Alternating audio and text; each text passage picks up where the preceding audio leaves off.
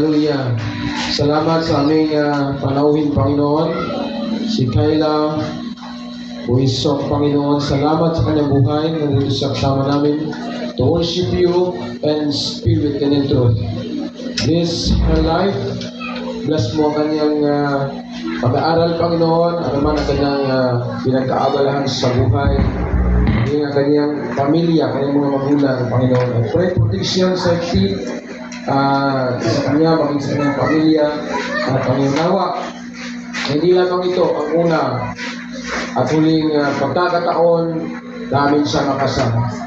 Hindi, bawat kanabahan, bawat gawain, Panginoon, we pray for her, Panginoon, na pagkalooban mo siya at kagalakan sa presensya, sa pagpupuri, sa paglilingkod, Panginoong Diyos. At nawa, Panginoon, ang binhi ng kagalakan kung saan ang pananampalataya na nagmumula sa aral katuruan ng iba na kasulatan ay matamo niya, matanggap, Panginoon, lalo na ang bautismo sa pangalan ni Kristo, sapagkat ang lahat na bautismo ang sumampalataya ng Diyos. Hindi niyo pa ito natanggap, Panginoon, nawa. Hallelujah. Darating ang panahon na unawa niyo yung salita.